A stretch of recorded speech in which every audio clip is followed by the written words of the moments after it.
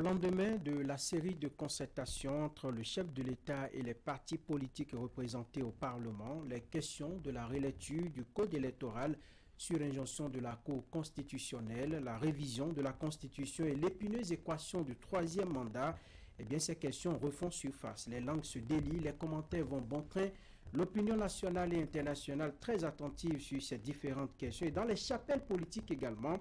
Toutes ces questions occupent les esprits à plein temps. Parlant justement de chapelle politique, nous en avons une qui est représentée sur ce plateau de Zone Franche, votre émission hebdomadaire de décryptage de l'actualité.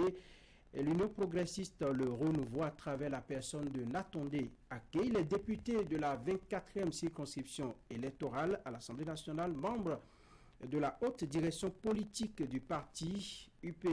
Le Renouveau, avec lui, on décryptera toutes ces informations, tous ces sujets qui font la une de l'actualité nationale. Natondé Aké, bonjour. Bonjour, monsieur Aounou. Merci d'accepter notre invitation pour venir décrypter avec nous toutes ces questions que nous avons évoquées plus haut. J'ai assez de questions à vous poser au cours de cette émission, tout comme mon collègue William Cliquant. William, bonjour. Bonjour Franck, bonjour à tous. Natondé Aké, bonjour. Bonjour, monsieur William. Président du groupe parlementaire Union progressiste Le Renouveau, vous étiez, votre groupe parlementaire comme celui des démocrates et du bloc républicain avec le chef de l'État lundi dernier. Vous avez échangé sur différentes questions. Officiellement, nous vous donnons la parole parce que nous ne vous avons pas entendu sur le plan national depuis cet événement. Que doit-on retenir de ces échanges avec Patrice Talon? D'abord, permettez-moi de vous présenter les meilleurs pour 2024, à vous-même, à vos familles respectives, mais également à tous les auditeurs et auditrices qui nous suivent actuellement. Je vous remercie pour l'intérêt que vous portez donc à l'actualité relative à ces séances de travail que nous avons eues avec le chef de l'État. Je suis là en tant que président du groupe parlementaire Union progressiste Le Renouveau pour répondre à vos questions sur tout ce que vous voudriez bien savoir sur cette séance que nous avons eu avec le chef de l'État. Oui, justement, parlons de cette rencontre. Ouais. Qu'est-ce que vous vous êtes dit concrètement? D'abord, il faut dire que c'est le président de la République lui-même qui a pris l'initiative d'inviter les différents groupes parlementaires, les trois qui sont actuellement à l'Assemblée nationale. Et nous avons été reçus le lundi à 9h déjà. Nous étions le premier groupe parlementaire à être reçu par le chef de l'État. Vous avez évoqué la question de la décision prise par la Cour constitutionnelle le 4 janvier dernier concernant les modifications à apporter au code électoral. En réalité, la Cour a été saisie par un citoyen qui estime que tel que organisé, le code électoral risque de porter des confusions à l'occasion du parrainage des élections présidentielles de 2026. Alors, la Cour, en rendant sa décision, a estimé que le citoyen n'était pas qualifié pour pouvoir faire ce travail, mais qu'elle-même se saisissait du dossier. Et elle a indiqué qu'il fallait rétablir l'égalité entre les parrains. Essentiellement, c'est de ça qu'il s'agit. Et le chef de l'État, en nous recevant, nous demandait, mais par rapport à cette décision de la Cour, quelles sont les dispositions que nous sommes en train de prendre pour pouvoir répondre favorablement afin que les modifications nécessaires soient apportées pour que nous puissions aller aux élections générales sans traîner encore l'État qui se retrouve dans ce code électoral. Nous avons, avant de partir voir le chef de l'État, on avait déjà fait énormément de séances entre nous. D'ailleurs, depuis le 4 janvier que la décision de la Cour est tombée, au niveau du groupe parlementaire Union progressiste de Renouveau et au niveau du parti, nous avons à plusieurs reprises débattu de la question. Alors, nous, on a fait connaître notre avis au chef de l'État et nous avons dit que les consultations, les concertations se poursuivaient, mais que de toute façon, la solution qui emporterait notre adhésion à nous devrait respecter une trilogie à savoir l'égalité prônée par la décision, mais également la légitimité des parrains, et tout ceci dans la légalité. Et le chef de l'État nous a exhortés à trouver ces solutions dans un souci de consensus au niveau des 3 groupes parlementaires. En résumé, voilà donc de quoi il était question à cette séance avec le chef de l'État. Attendez, Aké, on va y aller point par point. Vous avez fait savoir votre avis, et comme vous l'avez dit tout à l'heure, vous l'avez décliné en 3 grandes choses. Quand vous parlez de légalité, à quoi faites-vous allusion? L'égalité d'un code électoral à revoir de fond en comble, de sorte à permettre un parrainage égal à tous les parrains, ou que doit-on comprendre dans la légalité à laquelle vous faites allusion? Attention, il y a 3 mots que j'ai utilisés. J'ai parlé de l'égalité avec un apostrophe. Ah, d'accord. Égalité, donc, oui. J'ai parlé de légitimité et j'ai parlé de la légalité. La légalité. Relative à la loi. Voilà, ce mot-là, c'est relatif à la loi. Ça veut dire donc que tout ce que nous devons prendre comme décision doit respecter les lois de la République, doit respecter la Constitution et les différents textes dont notre pays s'est doté. Première chose. Ça, c'est la condition de base. Sinon, de toute façon, ce serait retoqué encore par la même Cour constitutionnelle. Deuxièmement, la légitimité, c'est le fait que les dirigeants soient dignes d'accomplir le travail qui leur est dévolu. C'est-à-dire que les dirigeants aient reçu mandat réellement du peuple et soient encore en position de pouvoir se prévaloir, de pouvoir exercer cette fonction.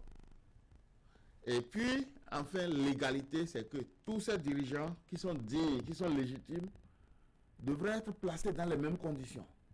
Et d'ailleurs, c'est ce que la Cour nous invite à faire. Parce qu'en regardant les dispositions telles que contenues dans le Code actuellement, c'est que les dossiers de candidature aux élections présidentielles seront déposés au plus tard le 5 février. C'est le 5 février 2026. Mais pendant ce temps, il y aurait déjà des renouvellements au niveau des mairies. Parce que la loi dispose que les maires, les conseils communaux qui seront élus en janvier 2026 seront installés entre le 1er et le 15 février. Alors, du 1er au 5, certains nouveaux maires seraient déjà connus. Et les actuels maires seraient devenus des anciens maires si, entre-temps, ils n'ont pas reçu à nouveau confiance de leurs électeurs ou de leurs électeurs. Alors, les autres qui n'auraient pas été installés et qui ne seront installés qu'à partir du 6 jusqu'au 15, eux, ils seraient encore en fonction. Faut-il qu'on permette que ces 2 catégories de maires puissent parrainer au même titre, c'est-à-dire ceux qui viennent d'être installés entre le 1er et 5, et ceux qui ne sont pas, ceux qui n'ont pas encore connu leurs successeurs, et qui ne connaîtront leurs successeurs que du 6 au 15 février, faut-il permettre que tous ceux-là parrainent également? La Cour nous demande de rétablir les choses de manière à ce qu'il y ait égalité entre ces parrains. C'est-à-dire que si nous choisissons que c'est les actuels maires, ceux qui vont finir leur mandat en 2026, qui vont parrainer, il faut que ce soit eux tous. Ou bien, si nous choisissons que c'est les maires qui vont être élus en 2026, qui vont parrainer, il faut que ce soit eux tous. Et non une partie composée d'anciens maires ou de maires finissants et une partie composée de nouveaux maires. C'est ça l'égalité. Pour éviter un mélange hétérogène. Pour éviter un mélange. Alors, la Cour demande de revoir ces lois-là qui organisent, disons, les élections dans notre pays. N'est-ce pas la conséquence des lois que vous avez eu à voter en vous privant de plusieurs heures de sommeil, les lois notamment votées, comme le disent beaucoup de personnes? Bon, nous avons l'habitude d'entendre ceci, et surtout la critique a été très fréquente lors de la 8e législature, voilà. Où on disait que c'était un parlement monocolore qui votait des lois nuitamment. Eh bien, mais aujourd'hui, nous ne sommes pas un parlement monocolore, ou bien est-ce que nous le sommes encore? Et pourtant, nous continuons de voter des lois la nuit. Avant-hier, nous avons voté des lois jusqu'à 0 heure. Vous étiez là, vous avez suivi. En tout cas, vos représentants étaient sûrement là. Oui, parce que le travail parlementaire, c'est un travail difficile, c'est un travail très long à faire. Et quand on est en train d'étudier un test, on ne voit même pas le temps passer. Et lorsqu'on est dans le feu de l'action, ce n'est pas toujours bon de couper le travail à un moment donné, de revenir. On est obligé de poursuivre pour pouvoir vraiment avoir la suite, surtout quand on a un peu de l'énergie encore. Est-ce que véritablement vous avez eu le temps de lire ces lois-là? On a parfaitement étudié ces lois. Pourquoi, est-ce que autant de griffes incongruités aujourd'hui que la Cour demande de revoir? Non, c'est pas des... Il n'y a pas d'œuvre humaine qui soit parfaite sur cette terre. Il n'y a aucune œuvre humaine qui soit parfaite. On a toujours voté des lois depuis 1990 et on a toujours arrivé à les modifier. Mais attendez, toutes La les belle fois, les lois électorales ont codes toujours été... électoraux. Oui, on modifie tout le temps les codes électoraux, mais aucun code électoral n'a amené autant de conséquences, n'a amené autant de difficultés, de grincement de dents, la violence, des cas de décès. Et c'est justement ce pourquoi on estime que cette loi est l'une des plus chrysogènes de l'histoire de notre jeune démocratie. Non, moi je ne pense pas. Ce n'est pas le code qui est à la base de ce que vous dites, c'est les acteurs. Les acteurs politiques qui n'ont pas su se mettre à la hauteur du code. Sinon, en réalité, non, mais en réalité, c'est ce même code qui nous a permis d'aller aux législatives et qui a permis d'avoir un parlement multicolore. Avec des gymnastiques à la Cour constitutionnelle de dernière heure.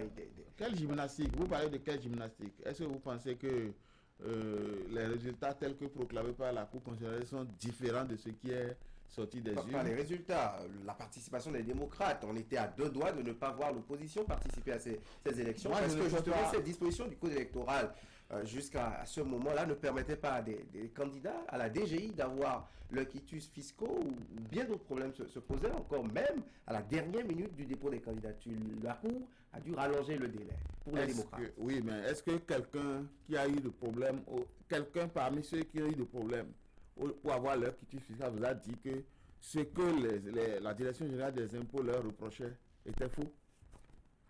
Si vous avez vous prenez votre situation fiscale qui est à 0, vous avez d'office votre quitus fiscal. Et bien d'opposants ont reçu comme de la majorité. Et les rejets qu'il y a eu ne concernent pas que les acteurs de l'opposition. Il y a certains de nos militants que nous aurions bien voulu positionner, mais qui n'ont pas réussi à avoir leur quitus parce qu'ils n'ont pas réglé la totalité de ce qu'ils devaient aux impôts. Et donc, il ne faut pas se faire d'état d'âme, il ne faut pas se dire que ceci concerne une catégorie de personnes. Et sur la question du parrainage, pour la présidentielle de 2021, où on a vu des candidats dire qu'ils ont sollicité des parrainages, qu'ils n'en ont pas obtenu. On a entendu parler de lobby, on a entendu parler de... Ils n'ont pas été assez convaincants. Ils n'ont pas été assez convaincants parce que simplement certains candidats ont quand même pu avoir les parrainages. Mais la loi n'a pas tout dit sur le parrainage. La Sénat a dû vous réunir, vous, acteurs politiques qui avez voté ces lois, pour vous expliquer encore le modus operandi du parrainage. C'est pas vrai. C'est que tout ce que l'on dit dans la rue n'est pas vrai. On a vu la Sénat organiser la Sénat qui fait la rencontre nous donne sa lecture des choses. Et vous allez voir, aux prochaines élections, il y aura encore de ces genres de réunions. La Sénat et autres institutions impliquées dans les institutions vont donner leur lecture des lois. Si la loi, telle qu'ils ont compris, elle n'est pas bonne, nous, on a encore le droit de saisir l'organe chargé d'interpréter ces lois-là pour pouvoir leur dire réellement comment il faut comprendre. On peut aller même jusqu'à aller faire des lois d'explication, des lois pour interpréter, afin que les gens comprennent mieux. Donc, le problème n'est pas lié réellement au code électoral. On a toujours eu des codes ou des lois électorales qui ont à chaque élection été modifiées. Ça veut dire que ce sont les politiques qui en réalité manipulent les populations, c'est ce que vous voulez dire? Vous avez dit que c'est au niveau des acteurs que le problème... C'est au niveau des acteurs que le problème s'est posé. Nous n'allons pas revenir sur ces choses. Parce que il vaut bien en parler pour éviter à l'avenir. Oui, mais c'est de tristes mémoires. Il serait bien que nous puissions éviter vraiment la maturité de notre démocratie venant. Je pense que nous en arriverons à organiser des élections où on ne va pas connaître... Alors, sur le sujet, nous avons pu écouter Maître Robert Dossou qui a dit qu'il se surprend du fait que depuis 2019, qu'il y ait ces petites choses à revoir au niveau de notre loi électorale et qu'aucun intellectuel, au niveau des partis politiques également, vous avez de hauts juristes, vous avez des gens bien avertis, mais que ces personnes-là n'aient pu déceler cela pour que cela soit vite corrigé. C'est seulement en 2023 ou 2024 qu'on pose le problème sur le tapis. Oui, mais le code électoral lui-même a été voté quand? Le code électoral a été voté quand? Ce code, le code électoral-là a servi à faire combien d'élections? C'est la question qu'il faut se poser. La présidentielle de 2021, non, les législatives dernières. Bon, voilà. Eh bien, c'est à l'application d'une loi que l'on décèle les améliorations possibles. Ça fait une ou déjà deux élections quand même. Oui, mais après l'élection de 2021, oui, que les lectures ont commencé par se faire pour comprendre, puisque c'est là en 2026 qu'il y aura pour la première fois les élections générales. Et donc, on se rend compte que pour les élections, il faut plutôt féliciter les acteurs et la Cour constitutionnelle et tous ceux qui ont constaté que cela risque d'amener des problèmes. Ce qui est sûr, ce que je viens de vous expliquer, vous devez reconnaître quand même que c'est un problème, que les anciens ne vont pas mélanger aux nouveaux. Il y a quand même une injustice, il y a une inégalité. Attendez, on vient de constater cela, oui. Vous parlez franchement au Béninois. Est-ce que ce code et certaines réformes n'étaient pas calquées à un moment donné pour atteindre certains objectifs qui aujourd'hui sont déjà atteints et désormais il faut passer à autre chose pour pacifier l'environnement politique en 2020? Moi, c'est à moi de vous retourner la question pour dire le fait de parler de rétablir l'égalité aujourd'hui là a servi à quoi? L'inégalité a peut-être servi à certains camps politiques. Non, mais il n'y avait pas la question qu'on veut résoudre, le problème qu'on veut résoudre ne s'était pas posé en 2021 parce que ceux qui devaient parrainer étaient encore totalement légitimes et n'étaient pas en fin de mandat. On avait des députés qui étaient déjà élus depuis 2019 et dont le renouvellement ne devrait être fait qu'en 2023.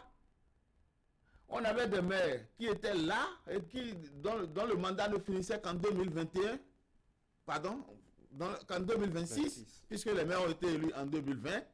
Donc il n'y avait pas ce mélange de gens, il n'y avait pas ce mélange d'anciens et d'actuels députés, parrains. Si le problème s'était posé à la dernière minute, vous comprenez que c'est très compliqué. On aurait été dans un imbroglio juridique. Donc il faut féliciter le fait qu'aujourd'hui on soit déterminé à prévenir que le problème ne nous surprenne pas en 2026. C'est la première fois que cela se passe après le vote de ce code électoral.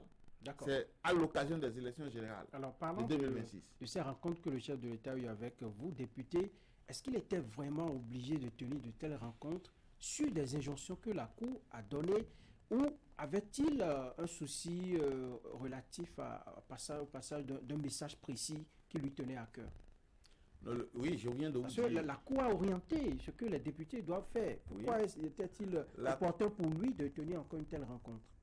Bien, si vous lisez bien la décision de la Cour a rendu sa décision et nous demande de faire quelque chose pour rétablir l'égalité entre les parents. Mais la Cour n'a pas dit aller dans tel sens ou dans tel autre. La Cour a été précise. La Cour dit d'arrimer l'alinéa 6 de l'article 142 du Code électoral à l'article 49 de la Constitution. Ça c'est juste une erreur matérielle que la Cour demande de corriger. Mais concernant les parrains, ce n'est pas de ça qu'il s'agit. Pour ce qui concerne l'article 142 et l'article 49 auquel vous faites allusion, oui, c'est une erreur matérielle parce que la Constitution prévoit qu'en cas d'annulation d'une élection présidentielle, l'on puisse faire la reprise de l'élection dans les 14 jours. Mais le Code a péché en mettant 5 jours. Alors le Code n'est pas au-dessus de la Constitution. D'ailleurs, le même Code, dans un article précédent, avait déjà repris les 14 jours. Donc sûrement que dans le travail parlementaire de saisie ou autre, après le travail qui se fait après le vote, on ne s'est pas rendu compte que le même délai a été changé dans un article plus loin, à l'article 149. Et ça, c'est une erreur matérielle que la Cour demande de rectifier. Et à part ceci, nous sommes en train de parler de l'égalité des parrains. D'accord? Et là, la Cour dit de rétablir l'égalité des parrains sans nous dire, pour rétablir l'égalité des parrains, faites en sorte que ce soit les actuels ou que ce soit les futurs maires qui votent. C'est à nous, députés, à nous, législateurs, de réfléchir pour trouver les solutions les plus adéquates.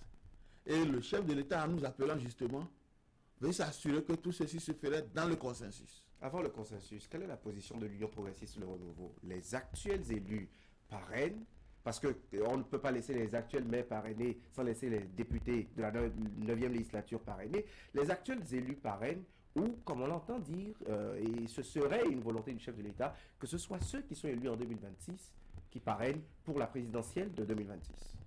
Très bien. Pour répondre à cette question, permettez-moi de vous expliquer qu'il y a plusieurs cas de figure. La décision, certains disent, ils lisent la décision de la Cour très simplement en disant, bon, la Cour n'a pas parlé des députés. Oui, puisque les députés seront installés le 11 février. Les nouveaux députés qui seront élus en 2026 seront installés le 11 février. Le dépôt de candidature est déjà terminé. Le dépôt de candidature est déjà terminé. Cela veut dire que les députés de la 9e législature actuelle donc seront encore en fonction et que eux, il n'y a pas de souci. Tous les députés ensemble sont installés le même jour. Donc il n'y aura pas d'anciens ni de nouveaux députés. Et donc les gens, en lisant la décision, la Cour n'a pas fait allusion au cas des députés. La Cour a constaté que la disparité vient au niveau des maires. Et donc pour certains, le plus simplement, c'est de ramener les maires aussi, de tout faire pour installer les maires avant le 5, ou au plus tard le 5 février, ou bien dire que on va ouvrir une période de parrainage dans le code qui permet donc à tous les anciens maires de parrainer. C'est ce que certains lisent, mais cette lecture est trop simpliste. Pourquoi je vous dis ça? Parce que vous voyez, l'élection, toutes les élections, aussi bien des députés que des conseillers communaux, a lieu en janvier. Oui. Et donc, on connaît déjà les nouveaux élus. Les nouveaux députés qui n'ont pas encore été installés sont déjà connus. C'est eux qui ont la légitimité. C'est pour ça que je vous dis que toute solution doit tenir compte de la légitimité pour nous. C'est le deuxième mot que j'ai utilisé. Mais vous connaissez déjà vos remplaçants. Le peuple vous a carrément déjà retiré sa confiance en confiant à d'autres personnes. Et c'est vous qui voulez désigner les candidats pour le peuple. Vous pensez que le peuple va accepter ça? Le peuple va se dire, mais non, on a déjà élu d'autres personnes. Permettez aux nouveaux, mais voilà que ceux-là ne sont pas encore installés. Donc, au terme de la loi, il faut d'abord qu'ils soient installés avant de pouvoir faire. Et donc, cette formule très simple, voilà, ça enlève totalement la légitimité. C'est sûr que certains anciens députés seraient déjà réélus et le problème ne se poserait pas trop, mais ils seraient en train de parrainer au titre de la 9e législature qui est déjà terminée. Est-ce que le Patrice Talon, en fin de mandat... Si vous pouvez me laisser continuer un peu. D'accord, là, je vais mieux vous expliquer la situation. Ça, c'est le cas le plus simple. Le deuxième cas, c'est que on dit que c'est les nouveaux. Mais quand on dit que c'est les nouveaux, les élus qui doivent parrainer, voilà que les députés ne seraient pas encore installés le 5 février, le jour du dépôt des dossiers, ou bien les maires, certains seraient déjà installés jusqu'au 5, mais d'autres ne seraient pas encore installés, les nouveaux ne seraient pas encore installés, ne seraient même pas encore connus. Alors dans ce cas, la solution c'est de déplacer la date du dépôt des dossiers après le 15, date de fin d'installation des nouveaux députés, des nouveaux maires.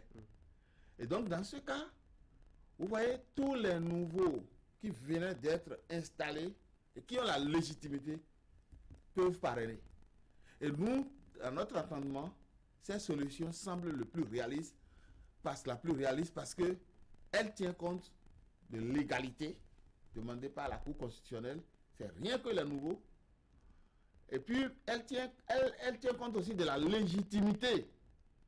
C'est-à-dire, c'est des élus en qui le peuple a placé encore sa confiance, Ce n'est pas des gens qui peut-être ont été bannis ou bien qui carrément n'ont même pas été candidats ou qui même quand ils ont été candidats, ils ont été battus par de nouveaux élus. Maintenant, ceci aussi comporte des inconvénients. Nous savons bien que cette mesure comporte aussi des faiblesses parce que les nouveaux qui viennent d'arriver n'ont pas encore eu le temps. Justement, est-ce que ce n'est pas pour manipuler plus facilement? Est-ce que vous qui êtes là aujourd'hui n'êtes pas devenu de vieux briscards que Patrice Talon ou toute la mouvance présidentielle ne pourra pas maîtriser en 2026. On sent déjà vos velléités à vous préparer pour être encore avec celui qui vient. Moi, je ne serais pas honoré de parrainer. Oui, je ne parle pas forcément de vous, mais est-ce que ce n'est pas pour dire que c'est très habitué à l'atmosphère politique, à l'arène politique béninoise, pourrait échapper à Patrice Talon à un moment donné. Donc la réflexion aujourd'hui, vous vous réveillez d'un sommet après avoir voté ces mêmes lois pour dire il faut s'arranger pour que ceux qui seront élus en 2026 soient les plus dociles parce qu'on leur aurait donné la possibilité de parrainer les candidats à la présidentielle de 2026.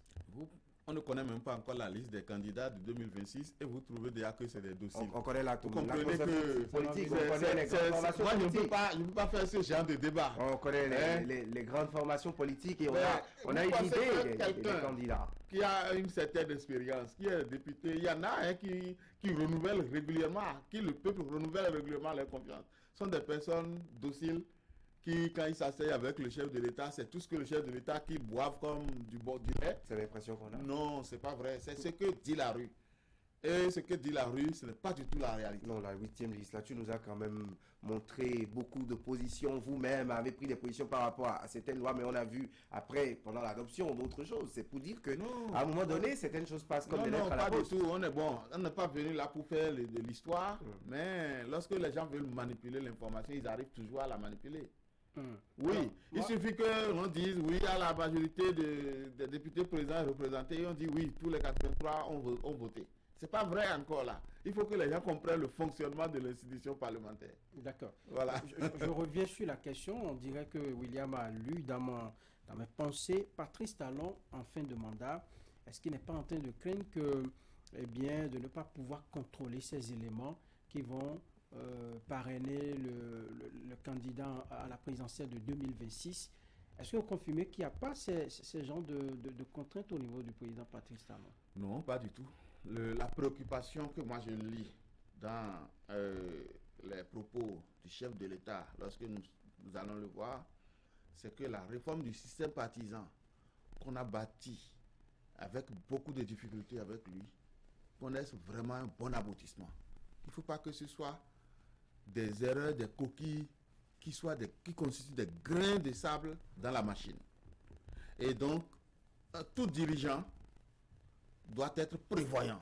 Parce qu'on dit que gouverner, c'est prévoir. Et le chef de l'État, Patrice Talon, a toujours été un dirigeant visionnaire.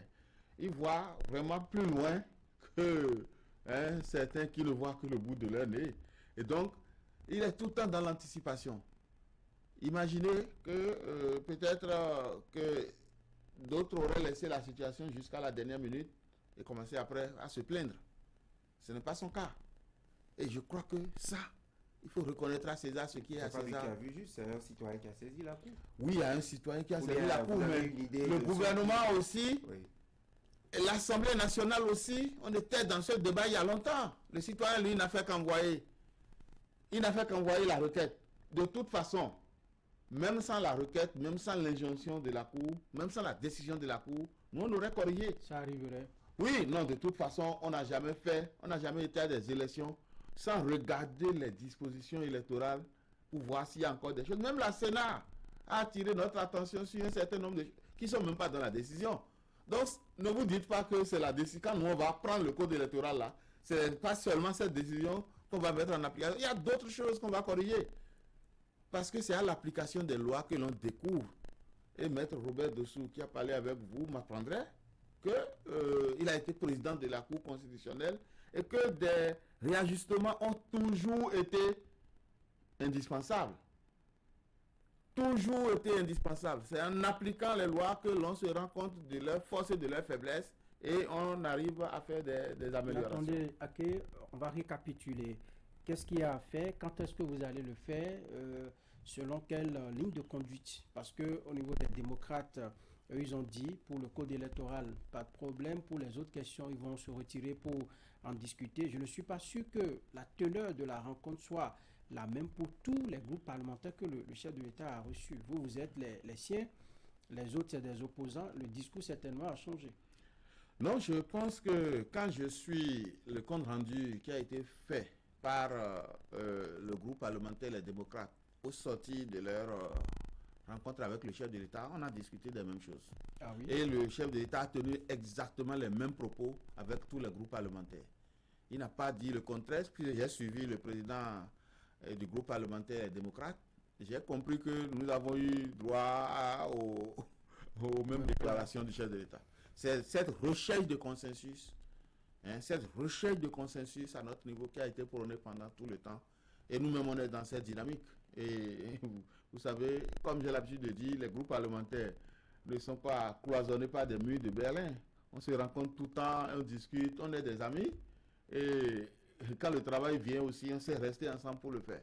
Et nous saurons rester ensemble pour trouver les solutions idoines qui préservent l'avenir. Il ne faut pas qu'on trouve des solutions ponctuelles et que plus tard on se rend compte qu'on a encore café. D'accord. Même si on a droit à l'erreur, mais il ne faut pas qu'on persiste dans l'erreur. Parce que l'ancien code électoral serait un peu exclusif, je n'invente rien, c'est dans l'opinion. Est-ce qu'aujourd'hui, parce que je vous sens dans une démarche consensuelle, vous allez écouter la société civile, écouter les autres formations politiques, même celles qui ne sont pas représentées à l'Assemblée nationale, quand vous allez faire la concertation et coopter tout cela, en réformant ce code électoral pour l'adapter non seulement aux exigences liées à 2026, mais également dans un futur, parce que la loi dispose pour l'avenir, est-ce qu'il est question d'avoir besoin de retoucher à la Constitution avant d'avoir un code électoral nickel? Bon, d'abord, je veux dire que la question de révision de Constitution c'est pas un sujet tabou. Les gens, pendant longtemps, pendant 30 ans, ont agité le fait qu'il ne fallait pas toucher à la Constitution, comme si la Constitution, c'est un fétiche érigé par nos ancêtres. Oui, je reconnais que le fétiche, on ne le touche pas, mais la Constitution n'est pas un fétiche. La Constitution doit permettre de créer les conditions qui permettent aux citoyens de se sentir bien chez lui. Toutes les conditions possibles, sur le plan politique, économique et social. Et donc, de ce point de vue, une Constitution doit évoluer toujours dans le temps. C'est vrai que les tripatouillages ne sont pas recommandés. Il ne faut pas tripatouiller la Constitution pour tripatouiller, sinon on finira à un moment donné par dévier à quitter la ligne que nous nous sommes tracés, qui est la ligne de démocratie pluraliste au niveau de la conférence, lors de la conférence nationale. Au plan politique, de quoi souffre actuellement notre Constitution? Et qu'il faille revoir pour Vous avez posé une question et je crois qu'il vaut mieux qu'on aille jusqu'au bout de cette question-là. Si dans la résolution des différents problèmes que nous avons mis sur la table et que le code électoral, la Cour constitutionnelle vient de nous révéler, si dans la résolution, s'il est important de toucher à une disposition, de modifier à une disposition de la Constitution pour régler de manière durable, sans toucher aux fondamentaux de la Constitution, moi je serais preneur. Sans toucher aux fondamentaux. Vous personnellement, le groupe parlementaire. Je vous parle de moi d'abord et je pense que c'est la même chose pour tout le groupe parlementaire que je dirige. Si, en revoyant une disposition de la Constitution, nous réglons le problème de manière durable, pourquoi pas, sans toucher aux fondamentaux. Et quand nous parlons des fondamentaux, vous savez bien, c'est la forme républicaine de l'État. Mais c'est le fait que personne ne puisse faire de plus de 2 mandats présidentiels. Et le président actuel, qui est en fonction, est à son 2e et dernier mandat. Et il a réaffirmé à tous les groupes qui sont passés devant lui. Non, et d'ailleurs, lui-même a révélé quelque chose. Je pense que les paroles de Patrice Talon par rapport au nombre de mandats sont à prendre peut-être avec pincette, parce qu'il a dit une fois qu'il fera un mandat unique avant de se raviser à propos. Mais c'était pas contre la loi. Justement, mais aujourd'hui, parlons purement l'égalité, parce que on va pas s'en tenir forcément à ces propos. Est-ce que vous aujourd'hui, parce que Patrice Talon est à son 2e mandat, vous de votre expérience politique, vous pensez qu'une révision constitutionnelle, même si tout objectivement elle va pour l'intérêt de l'avenir, en bâtissant une organisation parfaite des élections, ne serait pas vue comme étant un élément opportuniste et pour un cas à la veille de la fin d'un régime? Oui, pour quelqu'un qui ne comprend pas, oui, ça peut sembler. Mais n'oubliez pas que la révision constitutionnelle a eu lieu en 2019, au moment où tous les députés, tous les groupes parlementaires qui étaient à l'Assemblée étaient acquis à la cause du président de la République. Et ça a toujours été décrié jusqu'au Et pourtant, c'est en ce moment-là que, sous son leadership, nous avons mis dans la Constitution que nul de sa vie ne peut faire plus de 2 mandats. Ça, c'est un fondamental qu'on ne peut pas changer. Et si aujourd'hui, M. Patrice Talon ne viendrait pas nous dire d'enlever ça, ce n'est plus possible. Si vous le dites, vous personnellement et votre groupe parlementaire. Je vais l'en dissuader. Je vais l'en dissuader parce que le pouvoir, lorsque, à 10 ans, bon, 2 mandats, ça va. Et lui-même, le débat sur ce troisième mandat n'est pas son débat. Et nous, on n'a pas ce problème avec lui. Parce que nous sommes tout à fait normal. Il dit bien qu'il ne veut d'abord initier aucun projet de révision de la Constitution. Si nous, au niveau du Parlement, nous voyons que la solution, c'est de toucher à des dispositions et que ça ne touche pas aux fondamentaux, peut-être on aura son soutien. Mais si jamais ça touche à un fondamental, on n'aura pas le soutien de Patrice Talon lui-même. Il est clair sur la question. Vos collègues de l'opposition ont dit, Patrice Talon a tellement répété le fait qu'il n'est pas preneur pour un troisième mandat, que c'est devenu douteux à l'heure. Ça devient inquiétant. Ça devenu inquiétant. Mais écoutez, il faut voter d'abord avant de lui permettre de faire le troisième mandat. Non? Si, en faisant une correction dans la Constitution, la disposition concernant nul ne peut faire plus de 2 mandats de sa vie, est toujours dedans. L'article 42 est modifiable. L'article 42 de la Constitution qui le martèle est modifiable aussi. Mais si cet article peut être modifié, il faut d'abord quand même une majorité qualifiée. Aujourd'hui, nous sommes 81 députés de la majorité appartenant à la majorité présidentielle, à ne pas confondre avec la majorité parlementaire. Ça ne fait pas le nombre pour pouvoir réviser une constitution. Et donc, il faut que les opposants regardent bien. Ils ne vont quand même pas dire qu'on va leur faire voter un texte sans que cela ne soit lu. Vous avez la possibilité de leur faire la cour, non Bien sûr, non, ce n'est pas une question de cour. Quand il s'agit de régler les questions fondamentales pour notre pays, tout le monde devrait... On n'a même pas besoin de faire la cour à quelqu'un, parce que c'est dans l'intérêt de tout le monde. Aujourd'hui, nous, on est majorité présidentielle. Mais qu'est-ce qui dit que demain ce sera eux? Qu'est-ce qui dit que demain ce ne sera pas eux? Et donc, il vaut mieux que le problème soit réglé maintenant plutôt que de continuer à chercher des majorités dans le futur pour dire on aurait dû faire ceci, on aurait pu faire ceci. Eh bien, tout ce qui ne touche pas, moi je dis, s'il y a une révision et que ça ne touche pas aux fondamentaux de la Constitution qui permet que l'alternance se poursuive au sommet de l'État, eh bien, moi je suis preneur. Alors, si je vous fais ma question maintenant. Au plan politique aujourd'hui, lorsque nous mettons de côté ce fondamental dont vous parlez ou les fondamentaux dont vous parlez, de quoi souffre la Constitution au plan politique pour qu'on veuille la retoucher? Non, moi, je n'ai pas encore de proposition de révision de la Constitution sous la main. Je n'ai pas encore de proposition de révision de la Constitution. S'il y a une proposition de révision, nous allons étudier ça pour voir si réellement est-ce que c'est ceci qui entraîne cela. Et que si nous arrivons à tirer les conséquences ensemble au niveau des 3 groupes parlementaires, que oui, ceci permet de résoudre ça, eh bien nous pouvons nous mettre ensemble pour faire. C'est-à-dire qu'au niveau du code on ne va quand même pas tous se liguer contre le peuple, comme on dit. Et encore que, là, quand on parle du peuple, chacun parle peut-être de sa portion de peuple, parce que nous sommes tous dans le peuple. Vous pensez que j'ai été élu sans le peuple? J'ai été élu avec un score écrasant dans ma circonscription.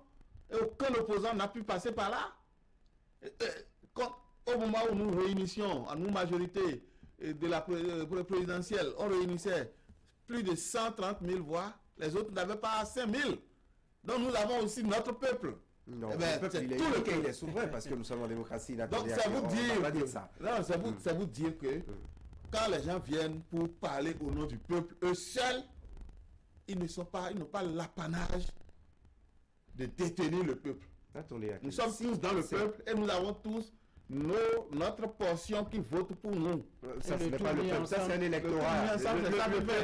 Le peuple est différent de l'électorat. Eh bien, donc moi je ne peux pas agir contre ceux qui m'ont envoyé à l'Assemblée nationale. Je ne peux pas agir contre ceux qui seront élus en 2026, maire ou pas, ou députés, sont ceux qui vont parrainer. Est-ce qu'une révision de la Constitution ne passe pas parce que les gens vont se dire, si on n'est pas fidèle dans les rats, en 2026, on ne sera même pas positionné, donc on ne sera pas élu. Non, la décision n'est pas encore prise de qui va parrainer. C'est les discussions qui vont révéler, finalement, qui sont ceux qui vont parrainer. Donc, une fois que la décision, si nous on a cet avis, il y a où il dit que nos collègues du Bloc républicain ont eu comme avis que c'est les actuels. Mais c'est une position diamétralement opposée à la nôtre.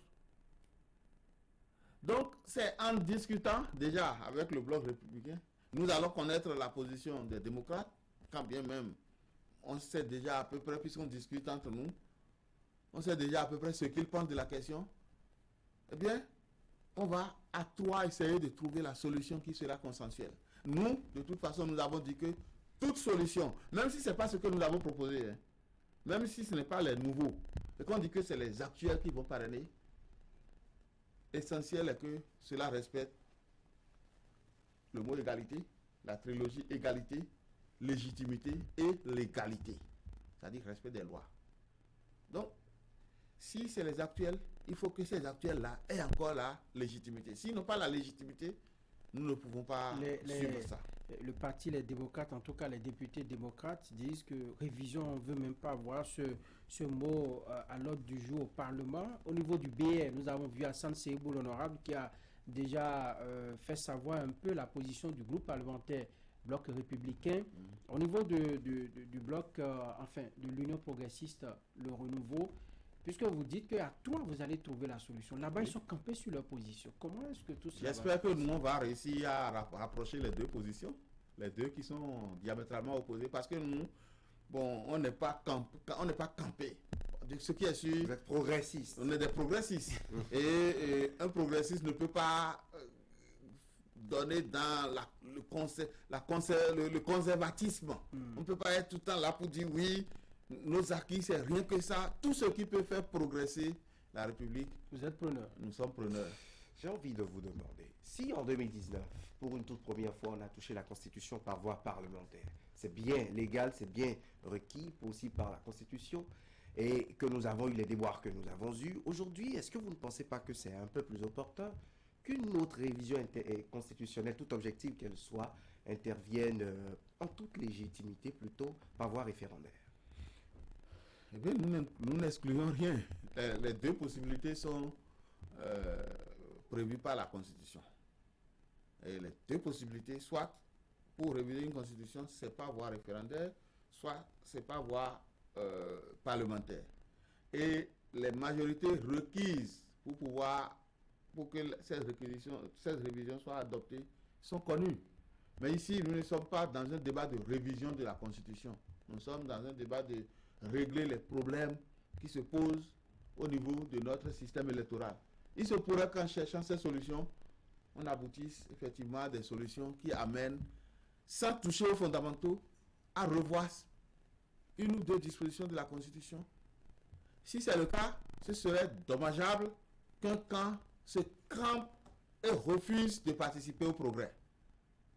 Ce serait grave, ce serait dommageable parce que, vous voyez, on a déjà vu dans ce pays des partis politiques qui ont refusé de participer à la réforme du système partisan, qui ont catégoriquement dit que si on va faire ça, ça va être levé de bouclier et tout. Mais ils ont subi. Il ne sert à rien de subir, il faut participer et progresser avec. Il faut participer, amener les bonnes idées au lieu de claquer la porte, de laisser les autres faire. Parce que de toute façon, le peuple ne peut pas attendre. Le peuple veut le progrès. Est-ce que les autres n'ont pas écarté? Est-ce qu'ils n'ont pas écarté? C'est pour cela que d'autres n'ont pas pu participer. Non, vous avez vu, c'était déjà au moment de faire les réformes que le problème se posait. Eh bien, vous avez vu, ici, dans ce pays-là, on a déjà vu par le passé des gens qui refusent à leurs électeurs d'aller se faire enregistrer pour la LEPI.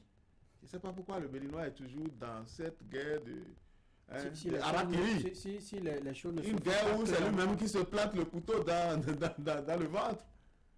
Vous comprenez? S'ils estiment que ce n'est pas clairement fait, c'est normal qu'on demande aux gens de ne pas y aller, non? Mais après, c'est les mêmes instruments que tout le monde utilise pour être élu.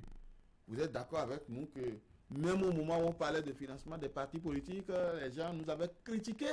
Mais aujourd'hui, tous le parti d'opposition qui est là-bas ne refuse pas de prendre le financement.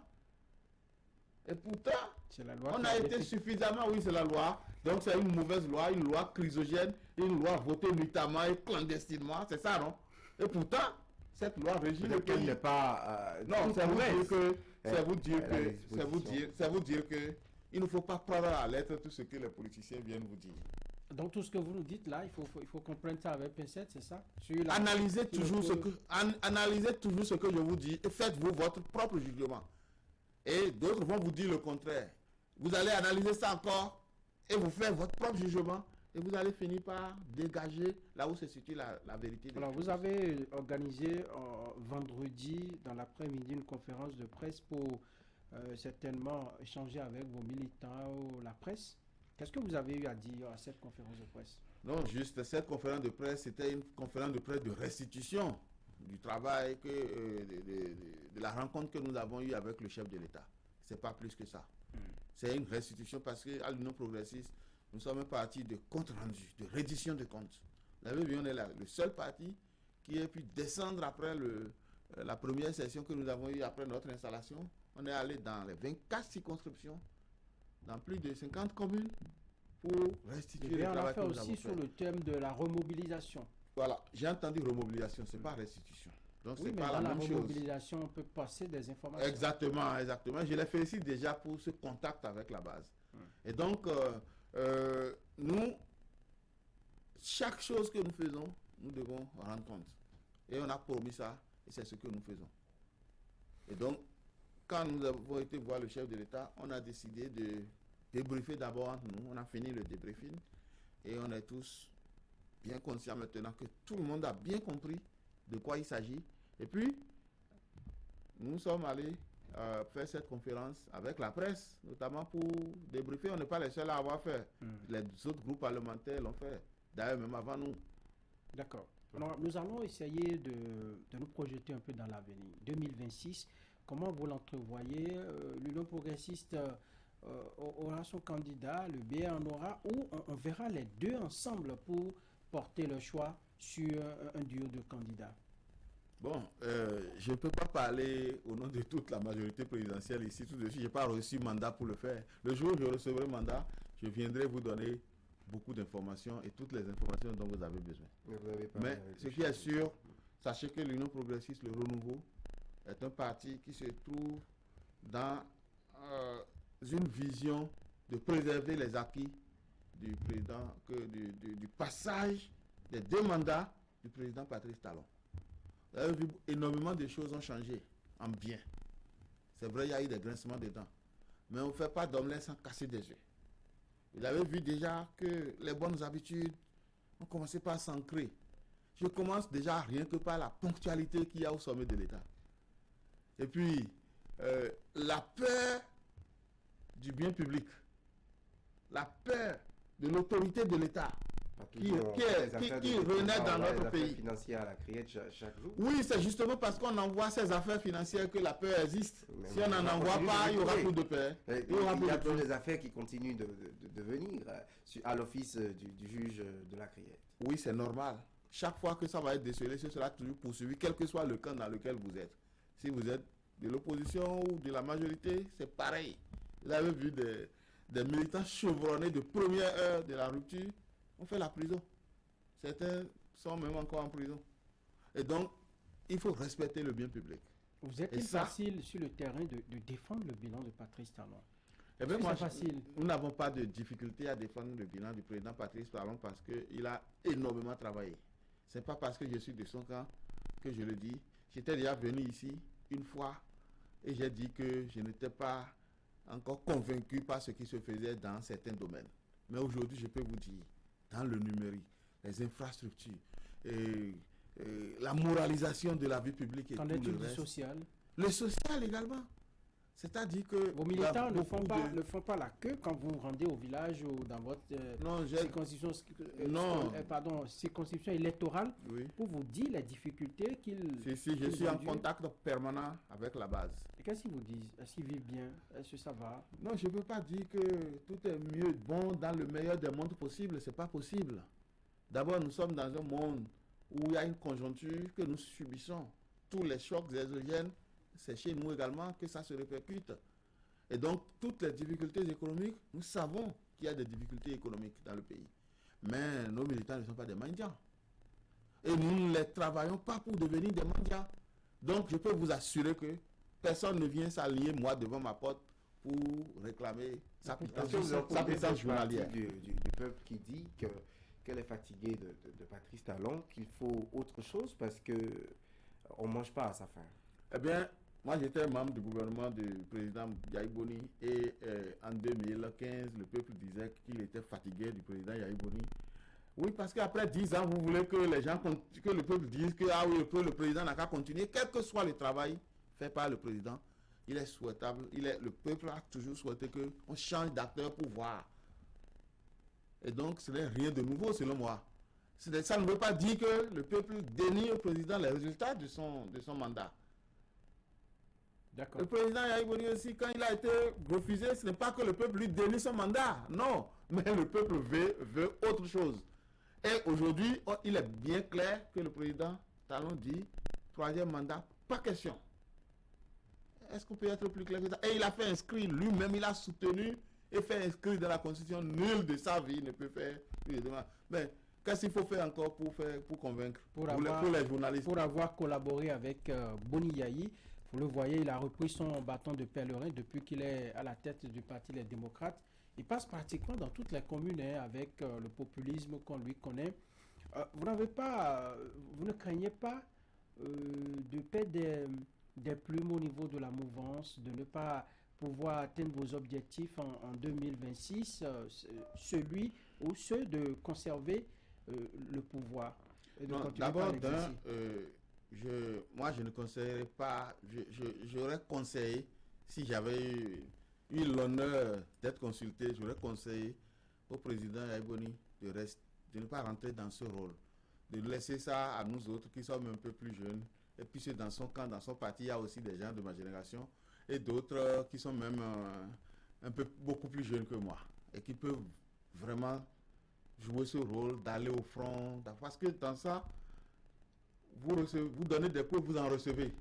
Et pour un ancien président de la République, c'est quand même une personnalité importante. Première chose. Deuxième chose, non. Le président Yahi Boni a compté sur nous pour pouvoir être élu également. Et donc, aujourd'hui, ce n'est pas parce qu'il va revenir sur le terrain qu'il pourra nous enlever quelque chose. Je ne crois pas, pendant qu'il cherche à nous enlever, nous aussi, on cherchera à lui enlever dans son fief. Ça, là, il n'y a rien à faire. Boni Yahi est aujourd'hui la figure de l'opposition au Bénin, même s'il n'y a pas encore de décret qui le consacre chef de file de l'opposition. Ouais. Vous, mouvance présidentielle, vous êtes encore une entité bicéphale, vous avez deux grandes têtes, parce qu'il y a encore d'autres partis satellites. Est-ce que déjà ce n'est pas une grosse faiblesse pour cette mouvance présidentielle, même si on voit de plus en plus des rencontres entre Abdoulaye Biotchane et Joseph Diabouyou? Bon, d'abord, il n'y a pas de bicéphalisme. Une majorité présidentielle est toujours composée de plusieurs partis. Et l'essentiel est que ces partis, chacun défend sa paroisse, mais se retrouve autour du leader de la majorité, qui est le président. Est-ce que vous avez refusé avec la réforme du système partisan? Non, on n'a pas refusé, ce n'est pas une alliance. Chacun est dans ça, je vous dis bien, chacun défend sa paroisse. Nous n'irons pas aux élections législatives ou communales en faisant des alliances. Pas du tout. On ira, chacun, vous avez vu comment la lutte est rude entre nous sur le terrain. Pour avoir 53 députés, eh bien, il a fallu qu'on se cogne dur sur le terrain et on s'est collé entre partis de la majorité présidentielle. Ce n'est pas un souci du tout. Ce n'est pas un souci du tout. Et quand vous dites que l'opposition a une seule tête, ce n'est pas vrai. Moi, je vois d'autres opposants qui ont des discours, ou les opposants qui se cognent entre eux. Le discours de restaurer l'espoir et avec les démocrates, ils se disent tous de l'opposition, mais essayez de les mettre au bord de la même table pour voir si ça ne va pas prendre feu. Mais ils n'ont pas la même base. Démocrate, c'est 28 députés. Les FCBE se réclament de l'opposition. Mais est-ce que vraiment aujourd'hui les relations sont au beau-fils avec restaurer l'espoir, avec les démocrates et d'autres partis qui se réclament de l'opposition? Chaque parti, qu'il soit de l'opposition ou de la majorité, cherche à défendre ses acquis et à défendre ses points de vue pour faire évoluer le pays. Je m'en voudrais de ne pas faire cette question quand vous avez fini d'expliquer ça. C'est pourtant c'est ça je disais implicitement, vous avez refusé avec la réforme du système partisan. Finalement, ce sont des oppositions et des mouvances de personnes aucune idéologie n'est rentrée finalement dans la vie politique. À avoir cet échiquier bien de temps après la réforme que vous avez quand même brandi pendant... Non, il faut quand même reconnaître à César ce qui est à César au niveau des partis de la majorité présidentielle. Ce n'est pas les individus qui comptent. Lorsque vous prenez l'Union progressiste, le renouveau, le président du parti actuel, c'est Maître Joseph Diabonou. Il n'est même pas le président fondateur. Le premier président, j'appelle président fondateur, c'est pas que c'est lui qui a fondé. On a fondé ensemble. C'est le président Bruno Amoussou qui a passé la main. C'est la preuve que le parti n'est pas lié à un individu. Si le parti était lié à une personne, vous avez vu le PSD jamais faire ce qu'on a fait là en changeant la tête aussi aisément. Emmanuel Golou est devenu président du PSD à un moment donné. Bien après, parce que c'était à la suite d'une lutte. C'était à la suite d'une lutte. Mais il est devenu quand même président. On a changé de figure au PSD. C'est dire que ici, et quand je regarde du côté du bloc républicain également, je ne vois pas une tête de quelqu'un à qui le parti est totalement lié. On ne peut pas dire que le président ABT, que le parti est totalement lié à sa personne. On voit qu'il y a des individualités, tout ça, des personnalités, des militants et tout. Au niveau de l'Union progressiste, nous sommes un parti de masse. Et notre direction politique est composée de 9 personnes. On a un président, vice-président, et ainsi de suite. Le parti n'est pas lié. Nous qui sommes même membres de la haute direction, on est des serviteurs du parti. Et donc, ce n'est plus pas comme avant. Moi, j'ai été chef de parti politique. Vous connaissez bien le CDS Finayon. Dès qu'on disait CDS Finayon, tout le monde disait c'est pour Akhenatonné. Aujourd'hui, on ne peut pas dire Union progressiste, c'est pour Joseph Diabonou, ou bien c'est pour Akhenatonné. C'est pour le peuple. C'est pour l'ensemble des militants. Donc, la réforme du système partisan est bien en bonne route. Maintenant, s'il y a encore des partis qui sont un peu attachés au passé, où tout le parti est relié à une seule personne, et c'est cette personne qui est populaire. Sans cette personne, rien ne peut se faire. C'est parti comme ça. Après Patrice Talon, vous allez tenir... Nous sommes en train de bâtir dans le durable. Ce que nous bâtissons aujourd'hui n'est pas lié à Patrice Talon. D'accord. Nous avons une minute pour conclure cette émission. Ce que vous n'avez pas pu dire, disons, en 59 minutes.